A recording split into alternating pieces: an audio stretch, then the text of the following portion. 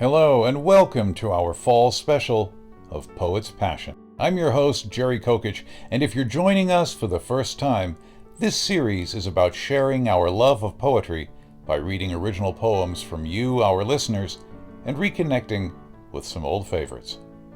In this episode, we'll be featuring poems with either a winter or a Halloween theme. Our poets include Mike Fox, Ed Chandler, Glenn Hibburt, Joe Thomas, Lisa Michaud, Pete Lutz, and our very own Jonathan Patrick Russell. Our first poem, The Candle, was written and performed by Mike Fox. He awoke to a shriek in the dead of the night. Alone in his house, he knew something's not right.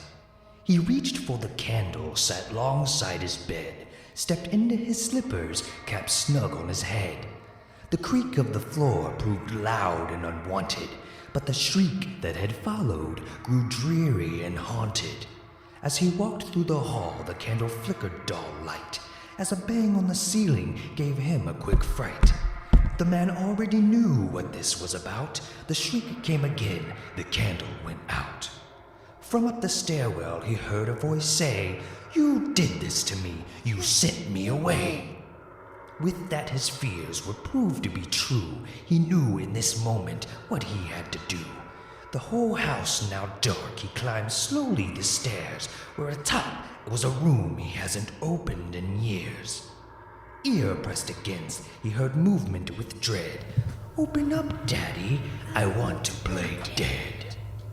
He relit the candle, then opened the door. Saw his long-dead daughter sprawled out on the floor. Slowly she rose, decomposing but stout. The door slammed shut, the candle went out.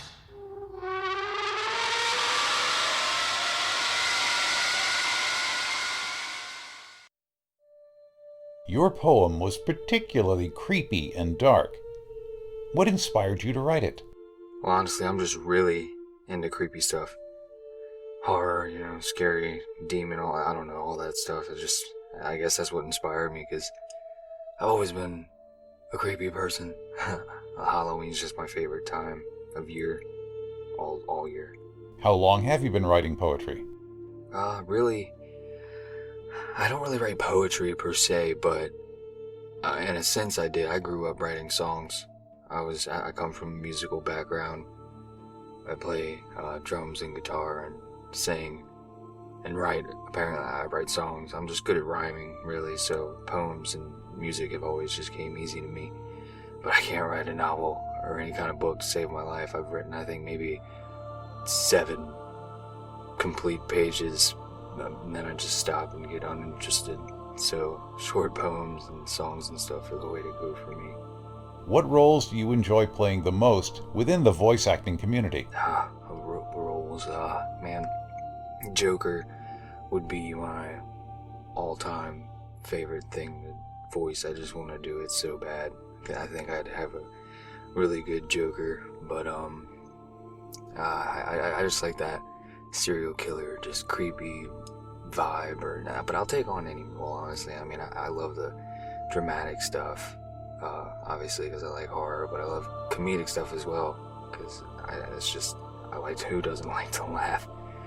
So I think that I would just do anything, honestly, any kind of role, but of course the creepy stuff.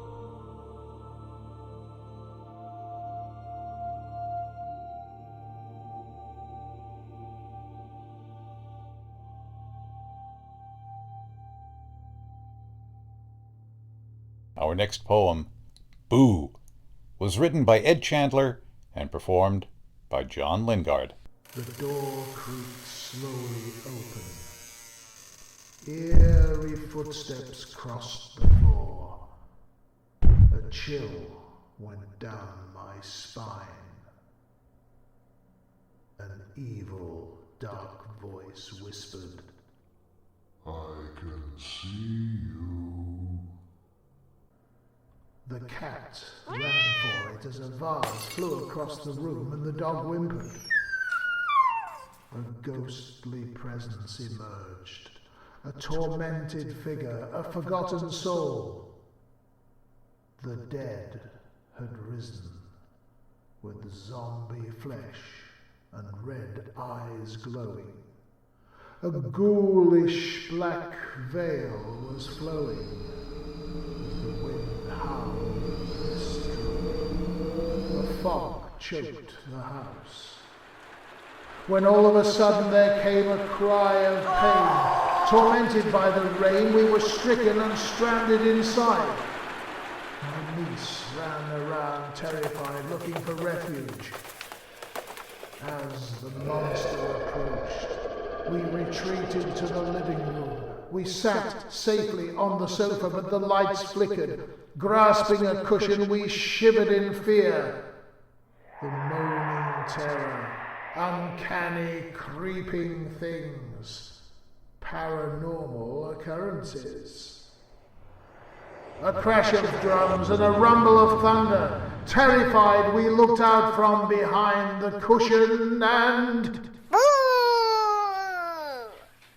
It was only little Charlie dressed in a white pillowcase. He was off on a fright night of terror, playing ghostly games. So, don't have nightmares, will you?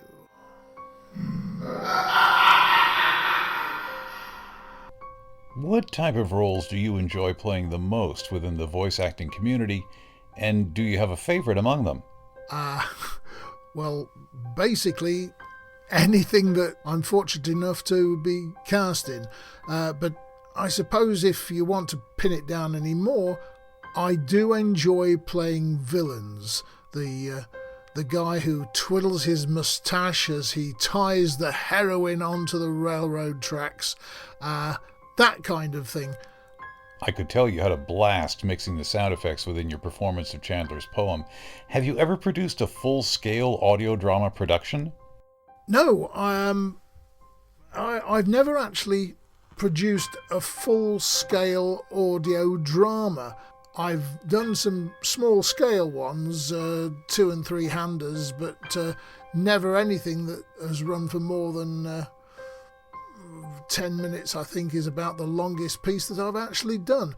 I've got some ideas, but like many things in life, they've never actually come to fruition.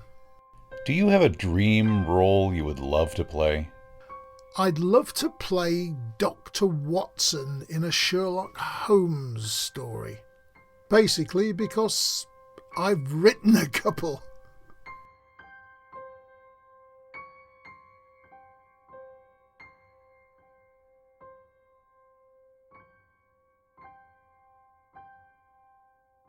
Glenn Hibburt performs his poem, Winter.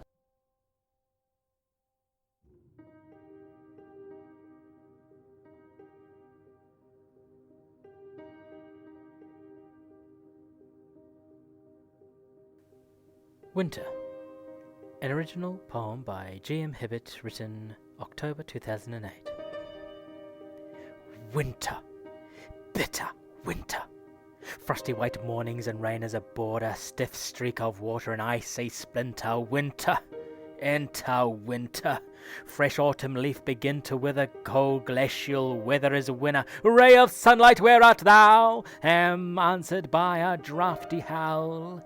Winter, biting winter. Winterland swallows summer hinterland. Snowy sleet steals away the heat. Winter, middle winter, cruelest part of year. A chilly lair, frigid air leads you to its frozen snare. Ray of sunlight, where art thou? Am scolded by a blustery scowl. Winter, smiting winter.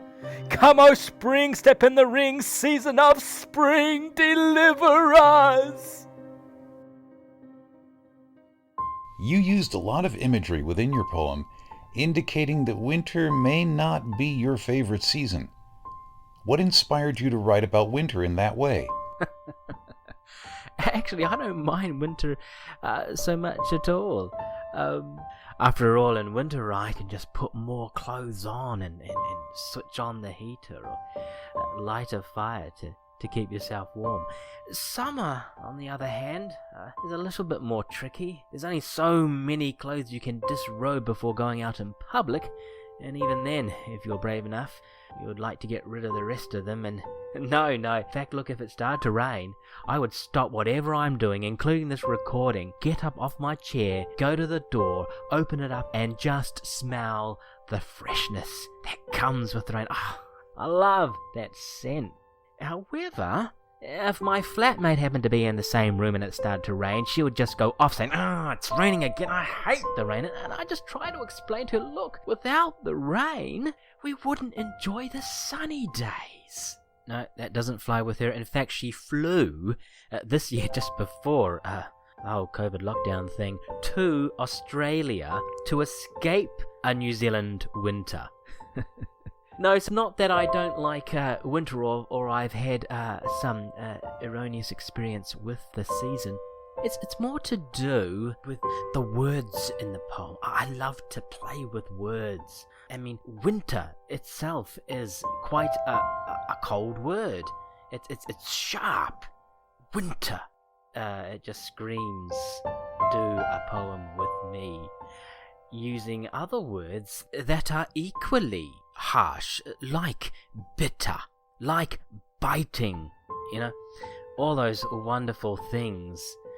Then I guess accompanying those more harsher words with less harsh yet still have the same weight when it comes to feeling the cold, like chilly, like lair and snare. Words like frigid and frozen are just wonderful examples of other words that may not be quite as harsh, but still sends a shiver down your spine. And that's really what I wanted to do, and just really have fun with creating pictures out of these words that may not necessarily be extraordinary on their own. How long have you been writing poetry, and do you have a favorite poem? It's been something I've done on and off through the years since about 17. And if I'm honest, my first attempts were pretty terrible. If we ever have a show of the worst poems you've ever written, I would have a few of those to share. Nowadays, when I have done everything else that I want to do, any other kinds of writing that I'm doing, which could be prose or it could be writing scripts and all that sort of thing, if I sort of have a spare moment or I'm been in deep thought about something and need some sort of outlet, then I might sit and write something out. My favourite poem? Well, they have all their special qualities. It could have something to do with what I was feeling at the time of the writing of that poem, and because I was able to just simply sit there and get rid of that feeling through poem, then that becomes a favourite poem, because it's alleviated something from off my shoulders. Another sort of favourite poem would be, and I don't know if you've shared this poem on the programme, called Only Two.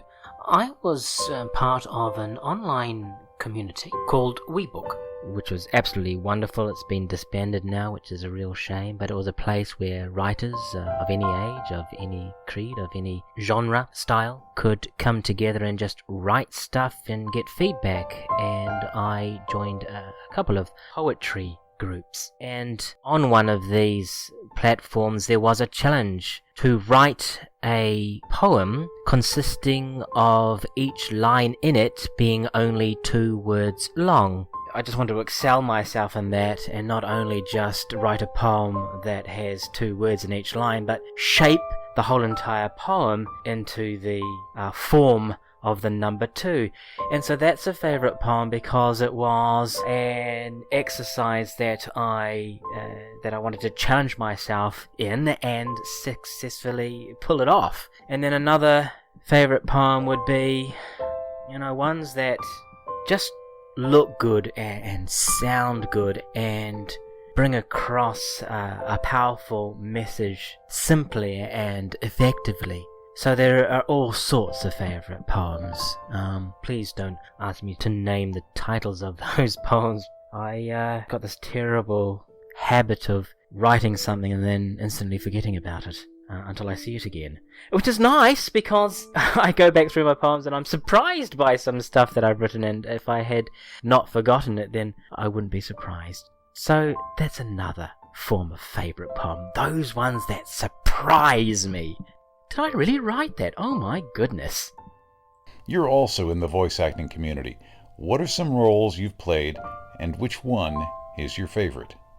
Now, I had to do a little bit of research on this, and it so happened that a little while ago I wrote my voice work experience out on a spreadsheet by going back and reading very old emails.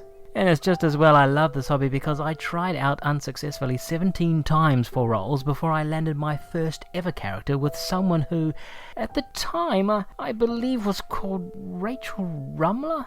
Way back in late July, early August 2012. Then, after something called Evening Primrose, 3 years later, I first worked with... Can I answer this question slightly differently? When I look back at the past, it's not so much the roles that are my fondest memory or favourite things about this great hobby of ours, and that's probably, if I'm honest, in part to the fact that, with the exception of a couple of roles, I generally had small and extra parts, and I would never knock those characters or demeanour them, because they are all part of this fabulous ticking clock that is audio drama. What I remember really are the people who I worked with on these parts, and you, Rach, are one of those wonderful people I don't forget. 3 years after Wisps of Memory, I worked with both our dear lost friends Jeff Niles and Victor Aurelius under the 4077 and All Better Audio Production Companies on Lance Hartwig Mysteries as Lieutenant Fox. I barely remember Lieutenant Fox, but I shall never, ever forget Jeff and Victor. And those two wonderful men then put me onto another wonderful man, Jonathan Patrick Russell, and there I scored my first couple of roles in Robots of the Company. And you know, it is the people I have worked with, and hopefully do so again, that I remember most. But if I had to pick a couple of characters, yeah, there's a few that come to mind. Tree and Cow. In Colin McRoberts' Baba Yaga Saga, they were a joy to play back in January 2013, followed by a small part in A.J. Clarkson and G. Jansen Woodard's The Blackburn Gaslight Adventures Arc 2. I just loved performing in that wonderful era as Thomas Brooke, but I really enjoyed playing Garva in Jonathan's Robots of the Company, episodes 77 and 78, Secrets of the Lost Planet, because Garva was an eternal optimist, so full of joy and hope and love for life, over-exaggerated and over-ecstatic, but such a pleasure to play. And more recently for ROC, quite a wonderful little character called Wiz the Bartender. On the darker genre, I have had the opportunity to sink my teeth into the spirit of a serial killer called Hatch in Daniel Schuretz's horror Black Jack. But you know, I can't leave this interview without talking about Charles Snell, because, dear Rachel, he does have a special place in my heart, as do you, because he was the very first voice acting role that I got, and because of the faith and trust you had in me to play the part without knowing me from a bar of soap to carry an entire show. Quite frankly, I was blown away. But what a wonderful role. There was great depth to Charles. He was a writer, and I instantly related to him. I could really get into his head. There was such wonderful emotions to explore through Snell. Fear, love, hope, and pain. So those are just some of the favourites that I have in this wonderful, wonderful hobby of ours, audio drama.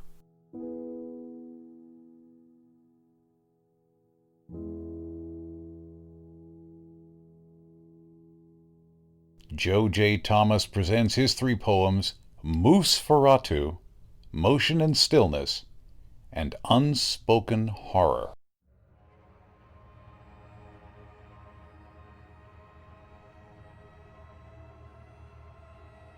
Gather round my calves, and you shall hear a chilling tale of dread and fear. When day turns to night and you hear a deep moo, outside in the dark roams Nosferatu. He walks through the bog with his antlers aglow, a frightening sight that few shall dare know. For those who aren't careful, he jumps from the trees.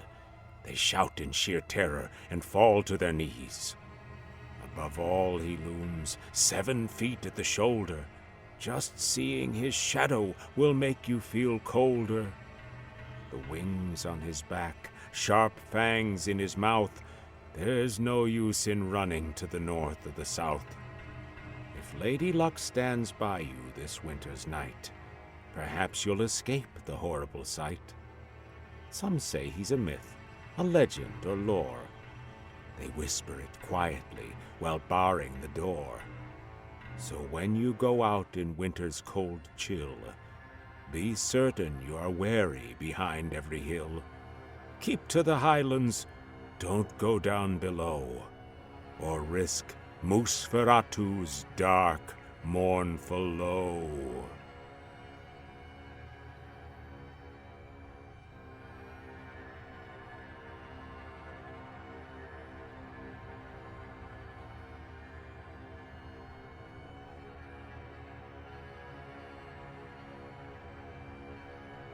Sunlight moves to the earth. Water moves from root to stem to leaf. Livestock move to graze. Food is transported from farm to store to table. Motion is life.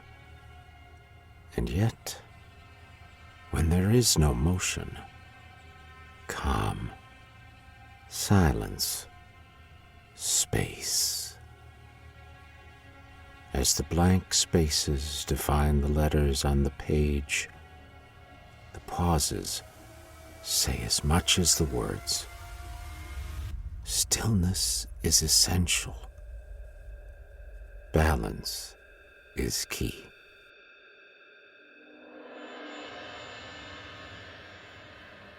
From cracks between the floorboards and underneath your eaves, I peek from darkened bushes, leer from piles of leaves. Unspoken horror is my name, my calling card, decay. Living things, they feel my grasp, all hours of night and day. The men who sail will know me best when pulled beneath the waves. From battlefields, I take them all. Not a soul is saved. None escape my frigid fate, or trick their soul's way free. The end creeps slowly ever on, and feeds the likes of me. So when you have that feel of dread, but know not whence it came, avoid the darkest places when your winter calls my name.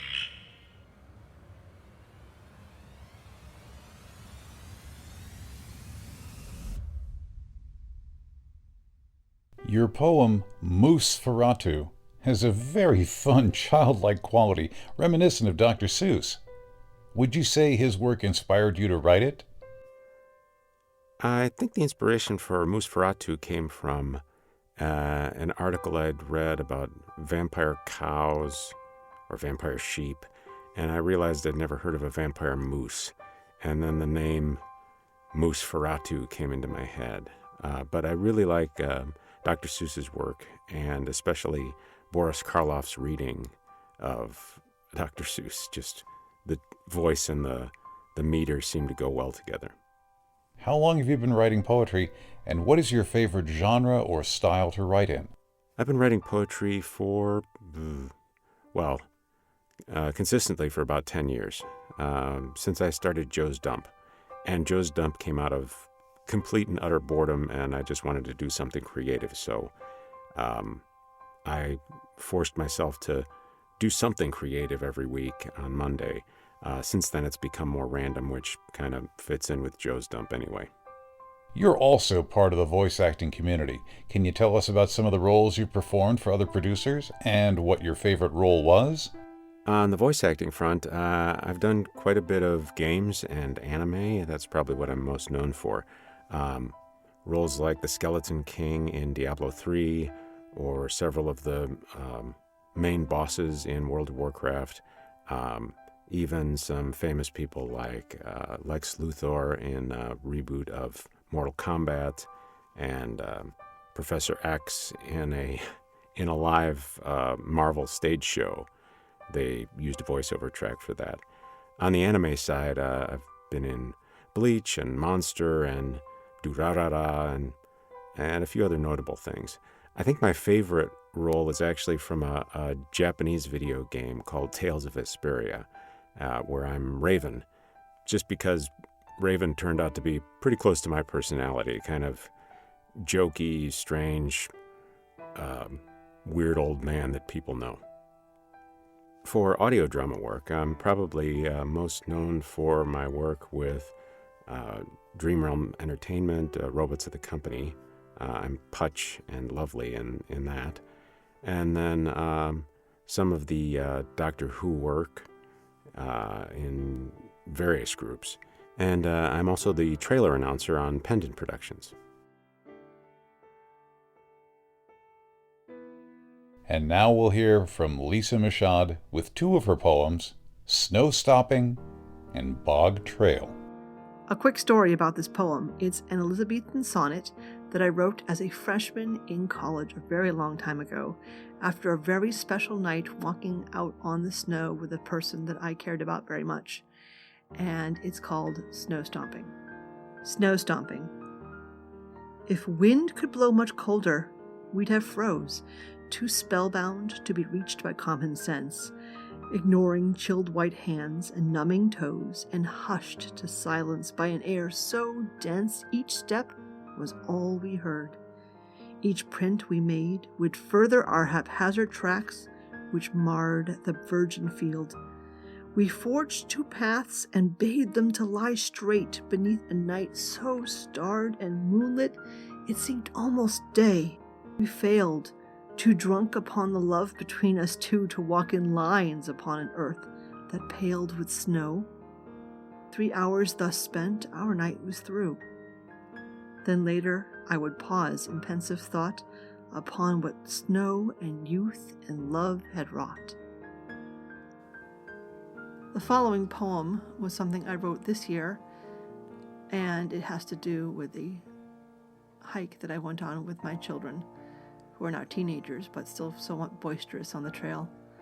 And it's about my gratefulness that spending time in the woods brings me so much peace. And it's called The Bog Trail. The Bog Trail. We took the winding trail near end of day that snaked its curving way to water's edge, then veered into the deeper woods and back. I walked ahead to catch the lesser sounds of birds and wind and leaves, my own footfalls away from noisy children's guessing games, and caught the slanting light of afternoon in outspread hands and fingers, drinking warmth that spilled in golden streams from leafy tears to dappled puddles on the path below. The softer earth beneath my feet gave hints of pillowed orange needles, crushed beneath by years and years of other trotting feet. The way turned back again to open space, and we caught sight of 7 soaring pairs of wings that banked and braked, that set upon the water's surface in a rush and splash. The geese forged ripples, swimming past to find a dinner from the grass at water's edge. The sun sank lower still and turned our steps, retracing up around the bends toward camp. The light would start to fail before we reached the end. The peaceful close of day was just what I had needed then to set aside my world of work and emails full of stress, to rest my mind, recharge my solar cells in that best light of day, the last light that casts the longest shadows and then subsides with day, with thoughts, with worries put aside, In peace, the growing dark subsides tonight. What inspires you to write poetry? Well, I think that is an answer that has changed a lot over the years. I wrote an enormous amount of poetry in high school, and I think it was mostly an outlet for expressing just how dark and tortured my soul was. There's a lot of poetry about being unlucky in love, and a lot of it is really cringeworthy right now when I look back on it. And I think that mutated in college to be more about trying to play with form. So once I got into college and I started studying English literature and poetry forms and meters and whatnot, I think a lot of my poetry was much more of an exercise in the mechanics than necessarily me trying to express some deep emotional content.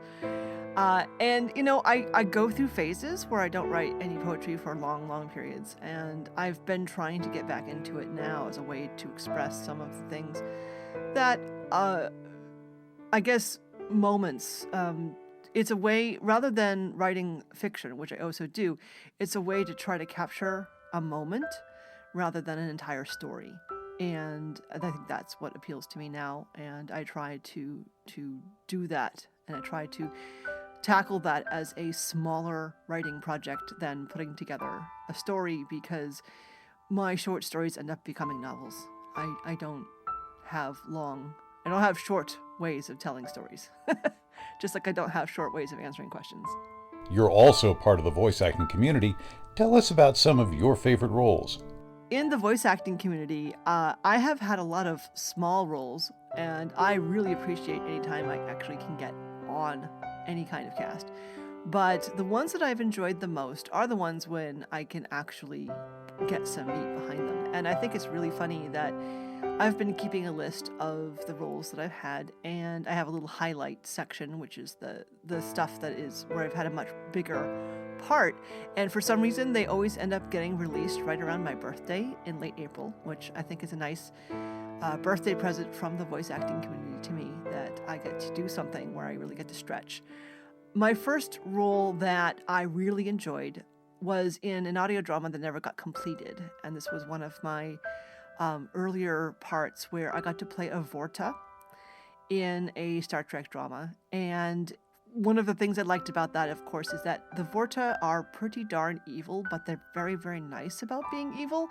So you get to do an over-the-top, pleasant with evil undertones voice. And I remember my kids hearing it and at first not realizing that it was me, and then saying, "Mom, you sound so evil." And that was really exciting to know that I'd managed to do that to the point where, like I said, they didn't realize that it was actually my voice. And I really am sorry that story stopped after 2 episodes, because I really wanted to see it through to the end, and the other actors in that group were fantastic. I also got to have a part in Magic, Monsters, and Mayhem, or I have a part. I guess my character is going to eventually be moving on, but in Dream Realm Enterprises, Magic, Monsters, and Mayhem, I started out as a bit part. I was the wife of a noble living in the forest, and for the first few episodes, all I was doing was serving food to the people who came to visit him. And so all of the things I said were basically accepting compliments on my cooking. But then Jonathan decided to make me much more interesting, and he started throwing all sorts of backstory, and I got to be involved in a torrid affair, and the last few scenes that I have recorded for Lady Denora have been absolutely full of drama and scenery chewing, and just so much fun to do, because it was such a lovely flowering of that character into something more interesting. And I also had a lot of fun just now recording a part for Pendant Audio for a seminar. This was the next thing that will come out for my birthday in April of next year. And that part is the I'm playing the tutor of a young sorceress, and it's a no-nonsense, I'm not going to sugarcoat things part, and it's just so much fun to combine the sort of sarcasm and the genuine fondness that she has with the character. So she's just one of those sort of grouchy but kind of soft underneath people, and that again there were layers to that, and that was a lot of fun to get into. Do you have a favorite poet? Okay, favorite poet rather. That's actually pretty easy to answer because I'm very, very fond of Robert Frost. And this goes back, this is a family history thing. My mother is always quick to tell everybody about how I memorized Stopping by Woods on a Snowy Evening when I was 3 years old. This was a poem that Mom would always recite whenever we were driving through the woods during the snowy season. And very early in life, I knew it by heart. And in general, I love Robert Frost's ability to capture the feel of the New England woods and the feel of the New England countryside. So he's definitely right up there. From a very different kind of style, I'm also very fond of E.E. Cummings. I love the way that he can take the visual poem and evoke imagery around it. So a lot of that stuff doesn't easily get read aloud because he's got these poems where you're splitting out words in the middle of the word and stuff. It's much more about seeing it, but at a very fundamental level, it can express so much. And then I guess, I should also mention that because my background is very much including old stuff. So I have an English literature degree, and my focus as an undergrad was very much on the older the better. So I have memorized bits of Chaucer, I've memorized a lot of Shakespeare, and to go even older and older, I've learned Anglo-Saxon and recited bits of Beowulf in the original and stuff like that. So, but I'm fond of Shakespeare, and I'm fond of making Shakespeare sound modern, because it is, after all, modern English. It's just somewhat archaic in usage. And one of the great pleasures I used to have when I was a computer science professor, which is one of my first career, and I was doing research in the computational processing of human languages. And my research project was actually, at that time, had to do with helping people who were translating from Old English into modern English.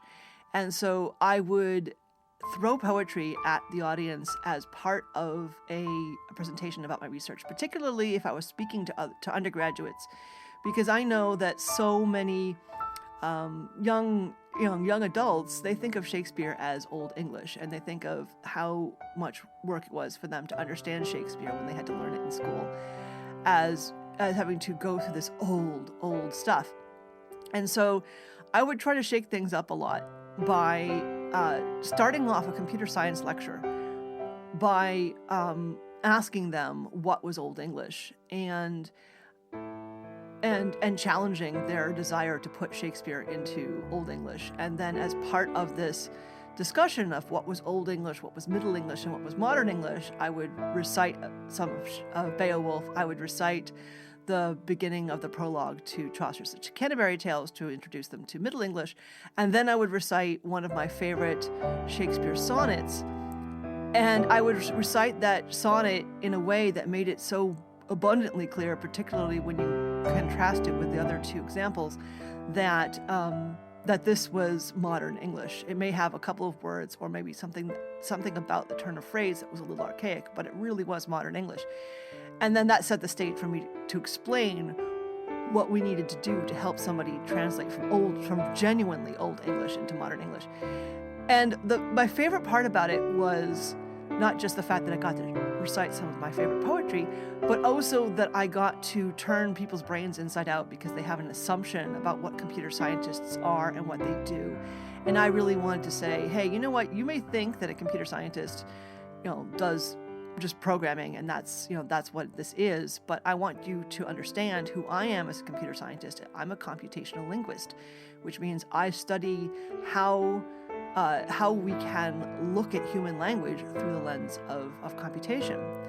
And I wanted to make that point because I wanted to shake it up and help them understand that there's so much more to my field than what they their preconceptions, and that they may be poetry fanatics and they may find a home in that field as well. So that was something that I really, really enjoyed, and maybe a little bit of a troublemaker to spend 15 minutes of a research talk reciting poetry, but again, just to make certain that they understood that there was so much more to this field than they were envisioning. Pete Lutz will now read his poem, A Song of Winter. In January, I met a girl who loved me true, but made it plain that as long as the snow stayed on the ground, would she remain. The night stayed cold, the snow stayed fast, though of a fire I had no need. While my love stayed, she would my warmth, my fire feed. One morning in March, I woke alone. I knew without looking upon the lawn that spring had come, and, like the snow, my love had gone. I do not mourn for you, my love, for with orange and scarlet the leaves all burn, and winter comes, and with the snow you shall return. I've had the pleasure of working with Pete Lutz on a couple of projects. Pete, you've really built a presence for yourself in the audio drama community, everything from voice acting, adapting stories for your company, Narada Radio, and creating your own original shows. What would you say is your greatest achievement and why? Thank you. Thank you. That's very kind of you to say so. My greatest achievement? I haven't done it yet. Don't get me wrong. I've made a lot of productions that I'm very proud of. I've made a lot of productions, period, for that matter, at least a dozen per year over the past 7 years. But I came late to the table. I was 50 when I started making audio dramas on a regular basis, and I could have started much earlier if somebody had sat me down and explained to me that this podcasting thing wasn't going to go away, and it wasn't just a couple of stoners sitting around talking about D&D or slasher movies. So my goal is to keep at this until I'm either deaf or blind or both. There's a story out there that I haven't made yet. It hasn't found me yet. It hasn't slipped into the car and sat next to me and grabbed the steering wheel and kicked me to the back seat. I know that story is out there. This is a very long answer just to say that I haven't reached my pinnacle yet.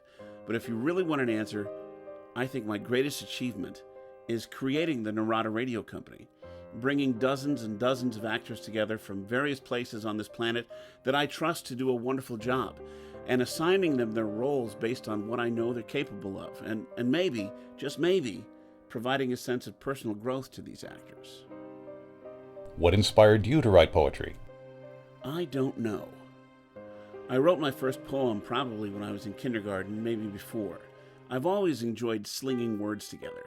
In 6th grade, I was writing poetry every day, rhyming couplets about my classmates, things like that. In high school, I was very much into free verse. When I was in the Navy and going through my first divorce, I wrote like a dozen songs, which, as everybody knows, is poetry put to music. I enjoy all kinds of poetry, even though I may not know what they're called. Here's a funny thing. This was on Facebook. A friend who's a terrific poet recently thanked the publisher of a magazine that had accepted his ekphrastic poem, and I had to go look it up. It's a poem about a work of art. And I went, people write poems about works of art? But then I remembered a poem my college instructor had written about visiting a museum and seeing a painting by de Kooning's, so I guess that was an ekphrastic poem. I don't write much poetry these days, though. The one I read for your show was one I wrote for a college poetry course in the 80s. I'm proud to say I got an A in that class. What is your favorite voice acting role? I started voice acting for other people's shows shortly after I started making my own audio dramas, and I've created literally hundreds of characters for those producers in the past 7 or so years. So I have a few that stand out for me. Victor Aurelius and Mark Slade made a series maybe 5 or so years ago called The Sundowners, a horror western. And I did a character named Sam Hill, who was a kind of demonic cowboy. He talked a little like this and had an evil chuckle when something horrible was going to go down, like this. So that's one. Another was for Tom Parsons' series All's Fair, a short sci-fi series in which I played a character who starts out as a politician who genuinely wants to help his fellow man, but gradually becomes a power-hungry megalomaniac. Making those changes to the character was a wonderful challenge and lots of fun. But I think my most favorite role is one I'd wanted since the 80s, and it's one for my own series, the title character in Adventures of the Federated Tech, based on the Continental Ops stories by Dashiell Hammett. Reading those stories nearly 40 years ago sparked a desire to create that character for an audiobook someday. But, I think I'm making something even better with my audio drama series. It helps that the stories are told in the first person. My adaptations keep as close as possible to the original stories because it's foolish, to try to improve on a writer like Hammett. So I'm doing that narration in an audiobook style, but in the long run, it's a full-cast audio drama and very exciting stuff. Our next poem, called Winter's Night, was written by our very own Jonathan Patrick Russell.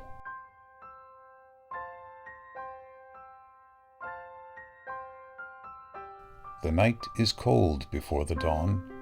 We huddle together, we fight to hold on. The season brings so much, bringing smiles and fears, hope and yet darkness, laughter and tears. Throughout the night we wait for the light of day, the end of the long night. During this time there is brightness of the holiday season, such a thrill it can bring, for so many reasons. For some, it is pure joy. For others, it may depress. For some, it is nostalgia, old traditions redressed. Some may win the battle, and yet some may indeed lose. Many will make it out without those holiday blues. But in the end, when the warmth of light we earn, some will hope and pray for the long winter's night to quickly return. I don't remember the first time I heard 'Twas the Night Before Christmas. It's like I've always known it, and it has always meant Christmas to me. 'Twas the night before Christmas, when all through the house not a creature was stirring, not even a mouse. The stockings were hung by the chimney with care, in hopes that St. Nicholas soon would be there. The children were nestled all snug in their beds, while visions of sugar plums danced in their heads. And Mamma in her kerchief, and I in my cap, had just settled down for a long winter's nap. When out on the lawn there arose such a clatter, I sprang from the bed to see what was the matter. Away to the window I flew like a flash, tore open the shutters and threw up the sash. The moon on the breast of the new-fallen snow gave the luster of midday to objects below, when what to my wondering eyes should appear but a miniature sleigh and 8 tiny reindeer. With the little old driver so lively and quick, I knew in a moment it must be St. Nick. More rapid than eagles his coursers they came, and he whistled and shouted and called them by name. Now Dasher, now Dancer, now Prancer and Vixen, on Comet, on Cupid, on Donner and Blitzen. To the top of the porch, to the top of the wall, now dash away, dash away, dash away all. As dry leaves that before the wild hurricane fly, when they meet with an obstacle, mount to the sky, so up to the housetop the coursers they flew, with the sleigh full of toys, and St. Nicholas too. And then in a twinkling I heard on the roof the prancing and pawing of each little hoof. As I drew in my hand and was turning around, down the chimney St. Nicholas came with a bound. He was dressed all in fur, from his head to his foot, and his clothes were all tarnished with ashes and soot.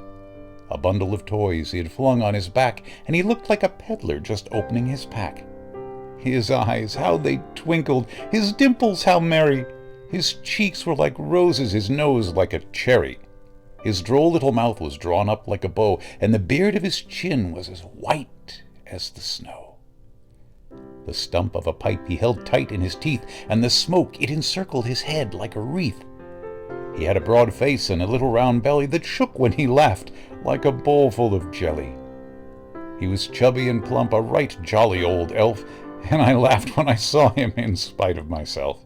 A wink of his eye and a twist of his head soon gave me to know I had nothing to dread.